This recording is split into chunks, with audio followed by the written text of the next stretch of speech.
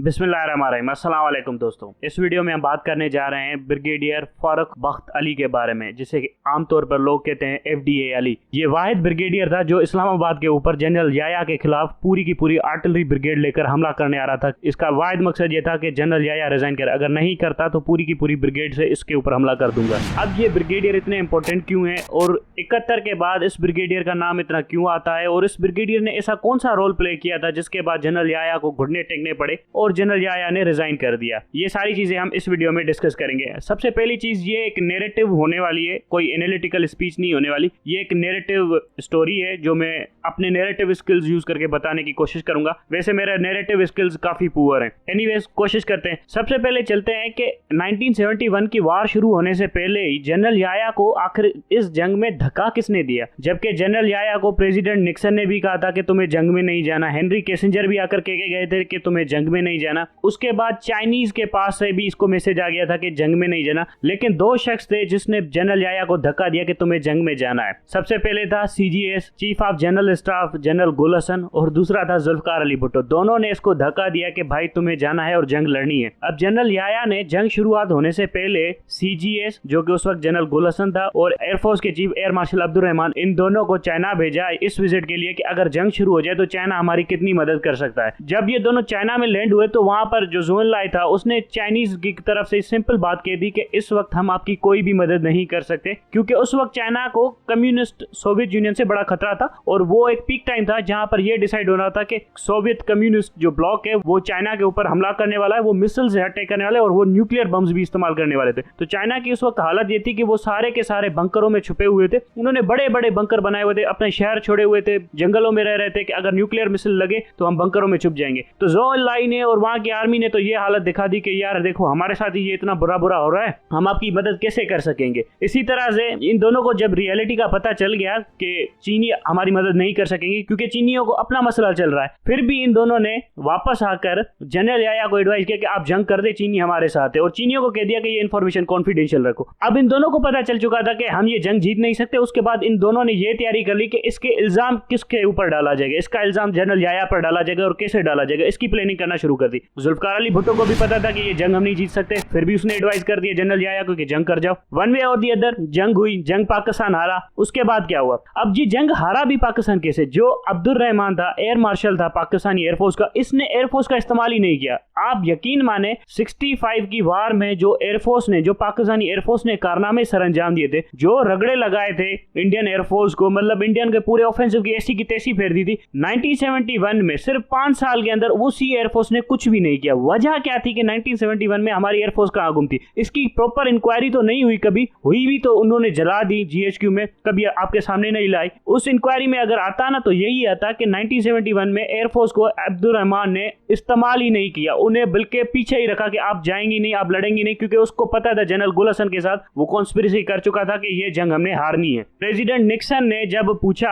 Henry Kissinger से कि Pakistani air force कहां आए और क्यों नहीं इंडियंस को एंगेज करे, तो हेनरी किसिंजर ने कहा कि इन्होंने कुछ एयरबेसेस पर हमला किया है। तो पाकिस्तानी एयरफोर्स ने पता है क्या किया था, वहां पर इनके छोटे मोटे अड्डे थे ना, जो खाली अड्डे थे, इंडिया ने अपने सारे अड्डे खाली करवा लिए थे, अपनी एयरफोर्स को पीछे बुला लिया था। पाकिस्तान को भी पता था कि इनके एयरफोर्स के अड्डे खाली हैं, यहाँ पर बमबारी करने से कुछ नहीं होगा। अब्दुल रहमान को बिल्कुल पता था, इसने जाकर अपनी एयरफोर्स को कहा कि उन खाली अड्डों के ऊपर बम गिरा के आओ और वापस आ जाओ। और जब प्रेसिडेंट निक्सन ने हेनरी किसिंजर से पूछा कि एयरफोर्स ने वहां से सिर्फ 200 किलोमीटर दूर, जहां पर 350 के करीब इंडियन जेट्स खड़े थे, उसको एयरफोर्स ने निशाना क्यों नहीं बनाया पाकिस्तानी एयरफोर्स ने, हेनरी किसिंजर खामोश हो गया। हेनरी किसिंजर कह रहा था कि ये तो मिलिट्री ब्लंडर कमिट कर रहे हैं, क्यों कर रहे हैं, लेकिन सबको पता था कि अब्दुल रहमान एयर मार्शल जो था उस टाइम का, वो जानबूझकर एयरफोर्स को पीछे रख रहा था ताकि ये जंग हम हार जाए। और नीचे जो ब्रिगेड लेवल के जितने भी स्टाफ थे उनको पहले कहा जाता था ऑफेंस करो, 2 दिन बाद वापस बुला लिया जाता। लोंगीवाला बैटल जो इंडिया सेलिब्रेट कर रहा है, वहां पर पाकिस्तानी एयरफोर्स क्यों नहीं पहुंची, वो भी एक अलग स्टोरी है। बहुत सारी चीजें थी जहां पर पाकिस्तानी एयरफोर्स बिल्कुल गायब रही सीन से, सिर्फ इसीलिए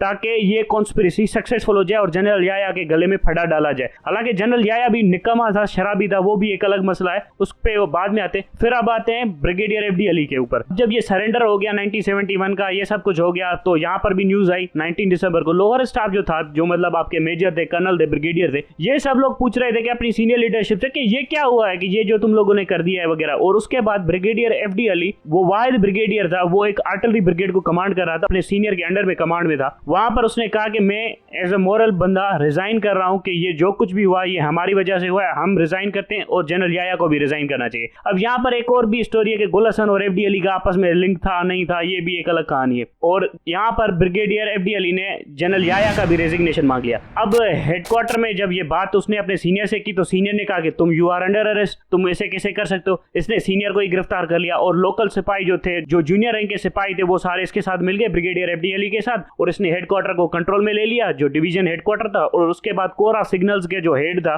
वहां पर उसको कह दिया कि अब जो भी कम्युनिकेशन होगी मेरे थ्रू होगी और मैं ही बात करूंगा हेडक्वार्टर से, और हेडक्वार्टर को मैसेज भेजो कि ऑफिसर्स बहुत तंग है। अब अगर ये जनरल याया रिजाइन नहीं करता तो हम आ रहे हैं इसको बस उखाड़ने के लिए, हम आर्टिलरी पूरी ब्रिगेड ला रहे हैं और फिर इसको हम देखते हैं। जब यही बात जनरल हेडक्वार्टर जीएचक्यू पहुंची तो सब लोग परेशान हो गए कि ये यहाँ पर क्या हो रहा है, एक पूरी की पूरी ब्रिगेड ने रिबेलियन कर दी है। उसके बाद इस्लामाबाद को खाली करवाने की कोशिश की गई कि बस खाली करो, यहाँ पर तो हमला होने वाला है। उस वक्त आर्मी चीफ था जनरल हामिद, उसे हैम कहते थे। उसने CGS chief of general staff जो कि गुल हसन था उससे कहा कि यार इसको क्वाइल करने की कोशिश करो। सीजीएस वगैरह ने कहा कि मैं देखता हूं वगैरह, और उसने भी आखिर में अल्टीमेटली ये कह दिया कि ऑफिसर्स बहुत तंग है वगैरह और जनरल याया को जाना पड़ेगा। अब जनरल याया ने अपने गवर्नर को फोन किया। उस वक्त सारे के सारे गवर्नर फौजी लगे हुए थे, चारों सूबों में गवर्नर फौजी लगे हुए थे। जब याया ने पंजाब के गवर्नर को फोन किया और उससे कहा कि मामला क्या है, तो लोग तो पंजाब के गवर्नर को घेरे हुए बैठे हुए थे, तो उसने सीधा सीधा कहा कि लोग तुम्हारा सर चाहते हैं, अब इज्जत से निकल लो। उसके बाद याया ने फोन रखा और अपने साथियों से, जनरल गुल हसन वगैरह था